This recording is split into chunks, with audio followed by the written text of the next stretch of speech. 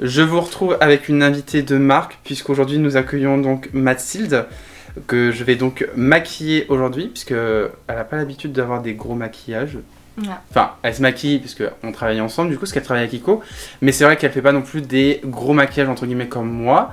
Donc aujourd'hui, ça va être l'occasion de lui faire un gros maquillage, et d'en plus lui apprendre certaines techniques, et de vous apprendre en même temps certaines techniques que vous pouvez ne pas savoir. Avant de commencer un make-up, il faut toujours commencer par de la skincare. Donc je vais appliquer le Sebo Balance Toner de chez Kiko. Donc il y a vraiment un aspect fraîcheur, donc c'est vraiment top en été, moi je trouve. Il est hyper agréable. Hyper agréable. Il sent bon. Ensuite, je vais appliquer du coup un sérum. Donc là, c'est un sérum de chez L'Oréal Paris. Donc même la partie soin, on l'applique au pinceau. Donc par exemple sur des clientes, sur des modèles, toujours au pinceau, parce que hygiènement, c'est quand même plus correct. Je sais pas si toi tu mets avec tes doigts quand tu maquilles, mais les soins. Sur les dames? Bah oui, sur les clientes ou les clients. Oui. Tu le fais avec les doigts? Non, bah non. Ah oui. Pinceau. Ensuite, je vais appliquer du coup une crème hydratante. Donc c'est une crème hydratante de chez Nivea. C'est pour les peaux sèches. Personnellement, je préfère prendre des crèmes hydratantes parce qu'au moins ça va à tout le monde. Ça hydrate la peau, c'est quand même très important. Même si vous avez la peau grasse, c'est pas parce que vous avez la peau grasse qu'il faut oublier l'hydratation. Au contraire, c'est recommandé. Moi, depuis que j'ai arrêté tout ce qui est crème matifiante, ça m'a changé la vie, donc c'est ce que je vous conseille. Donc pareil, au pinceau, je garde le même pinceau parce que comme ça va se mélanger avec le sérum, etc. Enfin, c'est mieux de garder le même pinceau, puis au moins, ça permettra de pas laver plein de pinceaux ce soir. On n'oublie pas de faire le coup aussi. On va commencer du coup enfin le make-up. Du coup là, je vais appliquer une base, donc c'est la base Marshmallow de chez NYX. Donc pareil, hyper important de mettre une base parce que ça permet de protéger votre peau, de faire tenir votre maquillage. Ça fait vraiment barrière entre vraiment votre peau et le maquillage, donc ça évite aussi d'avoir des boutons, d'avoir des réactions avec le maquillage entre guillemets, même si en soi ça ne procure pas de réaction si vous démaquillez bien, mais voilà, au moins ça permet vraiment de protéger quand même un minimum votre peau. Donc avec le même pinceau, encore une fois de plus, et j'en mets donc partout. Et il faut faire attention à pas trop en mettre parce que parfois sur certaines bases, celle-ci elle le fait pas, mais sur certaines bases ça peut pelucher. Mais en général sur les bases où ça peluche, enfin si ça peluche entre guillemets, c'est sur en général des bases qui sont à base de silicone. Pour le fond de teint, ça sera le Best Skin Ever de chez Sephora en teinte 10N. Et du coup j'en applique sur l'ensemble du visage. Voilà, on va bien lui plâtrer la gueule, parce que c'est ce qu'elle veut. Je dépasse un petit peu, enfin je déborde un petit peu au niveau des lèvres pour après les restructurer correctement. Et du coup là je viens avec mon éponge pour venir vraiment unifier et vraiment fondre le fond de teint avec sa peau pour que ça en fasse plus qu'un. Ensuite je vais appliquer donc l'anti-cerne de chez Kiko, donc c'est le Full Coverage en teinte 1. T'es sensible du dessous d'œil?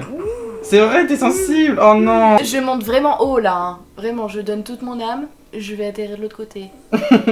Donc j'en applique au niveau du dessous d'œil pendant que l'autre est en train de souffrir. Donc j'en applique aussi sur la paupière directement, ce que je vais utiliser en tant que base à paupières, comme ça sera plus pratique quand je mettrai mes fards. Donc maintenant que son teint est fait, on va passer vraiment au bronzer, blush et highlighter, en sachant que pour son teint, je vais faire quelque chose de... Enfin, je vais utiliser des produits crémeux, parce que depuis un petit moment, j'utilise des produits crémeux sur moi, et j'adore. Pour un effet un peu naturel, qui se font vraiment bien avec sa peau, je trouve ça vraiment magnifique. Donc c'est ce que je vais faire pour aujourd'hui. Donc j'applique un bronzer de chez Shiglam en teinte Golden Sun. J'utilise un petit pinceau biseauté justement, qui est pas trop petit mais pas trop gros non plus. Et puis je vais en appliquer ici. Vaut mieux faire plus que pas assez, parce qu'en fait c'est un bronzer crème. Donc faut en mettre un petit peu plus que ce qu'on aime habituellement, parce qu'après avec la poudre ça va vraiment énormément s'atténuer. Donc j'en applique au niveau des creux des joues. J'en applique au niveau du front et au niveau des tempes juste dessus.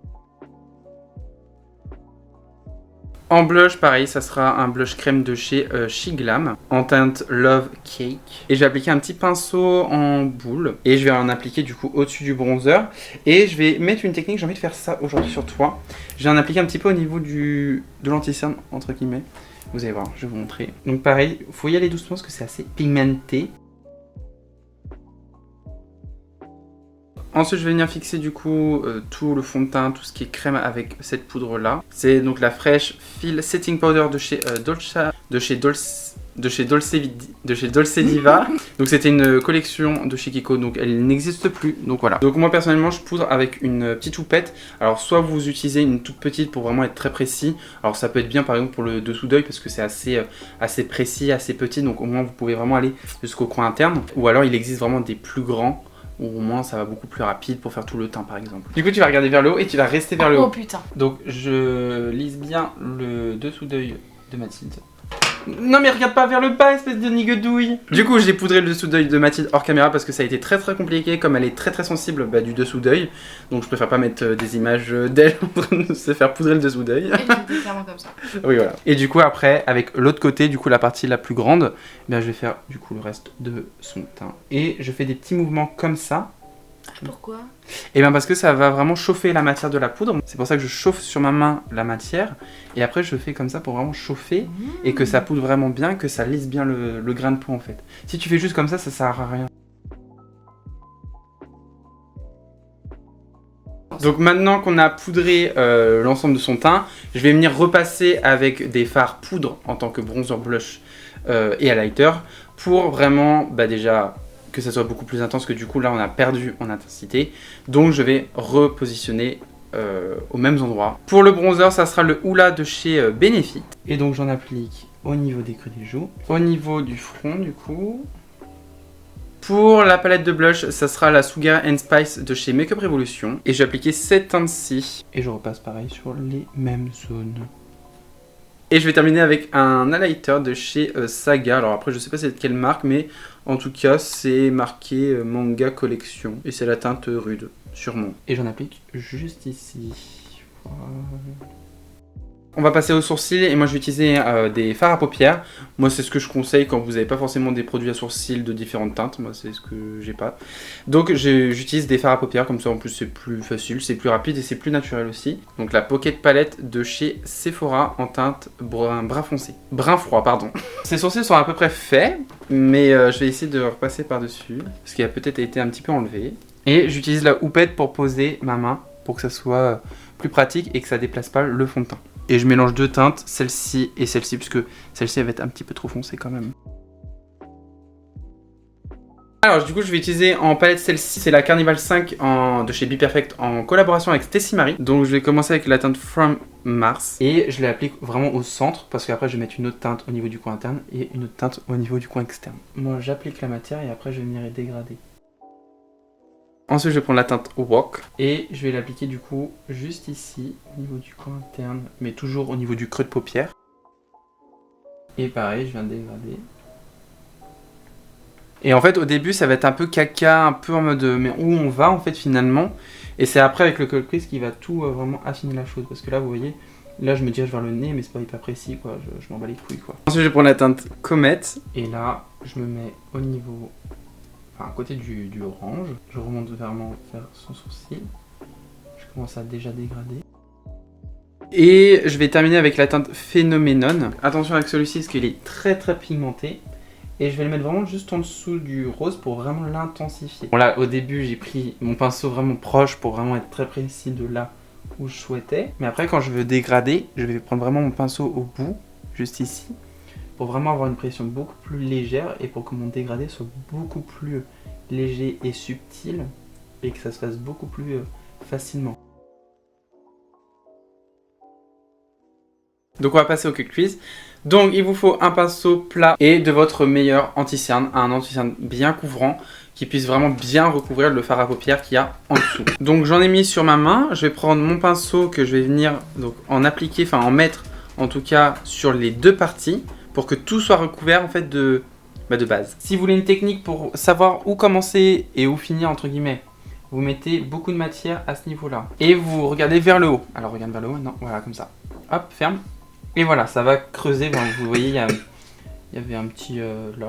Donc c'est ça votre point de repère. Et il faut pas hésiter en fait sur la quantité. Plus vous mettez de matière entre guillemets, plus votre cut crease sera vraiment incroyable. Et ensuite j'en applique sur toute la paupière. Ensuite je prends un petit pinceau fluffy comme ça et je vais venir en fait tapoter pour pas qu'il y ait trop de base à un endroit et pas assez de l'autre. En fait ça va permettre d'uniformiser le tout. Et en même temps, ça va venir dégrader la petite barre qui s'est formée juste ici, ce qui est tout à fait normal, attention. Mais je viens vraiment tapoter, je viens vraiment palisser. Sinon, ça va déplacer toute la base. Maintenant que le calcul est bien formé, je vais venir le poudrer. Donc je vais utiliser la palette de Marion en collaboration avec Sephora, puisqu'il y a un blanc. Donc je vais prendre la teinte, c'est la teinte Sarcasme, donc celui-ci. Pareil, avant de poudrer, on vient bien lisser. Je prends un pinceau plat, pareil, qui aurait pu très bien être utilisé pour un calcul, mais là, ça va être pour appliquer mon blanc. Et là, il ne faut pas hésiter au niveau de la dose. Plus il y en a, mieux c'est.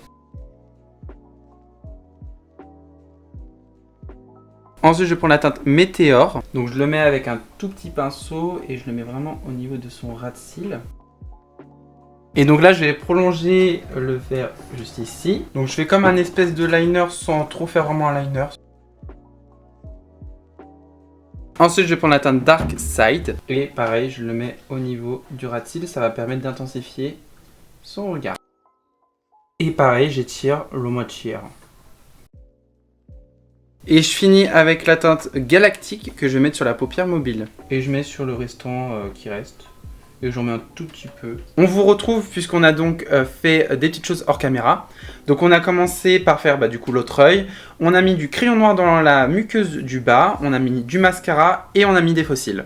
Et donc on va pouvoir passer tout simplement aux lèvres. Dernière étape, enfin. Donc sans grande surprise, comme on a fait quelque chose de très intense, de très coloré, entre guillemets, sur les yeux, on va passer sur quelque chose d'un peu plus naturel au niveau des lèvres.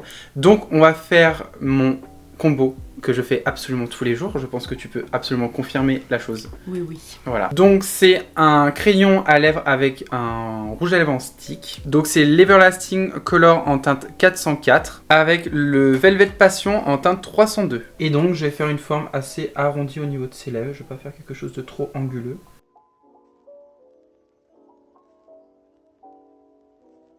Donc après, avec l'autre embout qui est directement inclus, je vais venir vraiment juste un petit peu peaufiner mon dégradé, même si j'ai pu un petit peu dégrader directement avec le crayon, mais au moins ça permet de le peaufiner un petit peu. Et après, je prends mon rouge à lèvres que je viens avec mon pinceau et puis je le mets directement sur ses lèvres. Hop. Le make-up est terminé, mais je finis avec du coup une brume fixatrice. Donc c'est le Prime & Fix Refreshing Mist Brume, que je vais appliquer du coup sur l'ensemble de son visage, pardon, j'allais dire de mon visage, mais non, c'est son visage. Du coup, c'est celui-ci, c'est cette brume-là, de chez Kiko, j'ai oublié de vous dire la gamme, enfin la marque. Ça va pouvoir mélanger les matières, fixer votre maquillage, on aime, donc faut pas hésiter à en mettre énormément, plus il y en a, mieux c'est. Alors dans celui-ci, il y a un petit peu de paillettes, mais je vous assure, on voit pas les paillettes de fou. En tout cas, on les voit plus sur les vêtements que sur le teint. Donc pas d'inquiétude. Mais c'est une brume en même temps qui va venir hydrater. Et voilà, le make-up est donc terminé.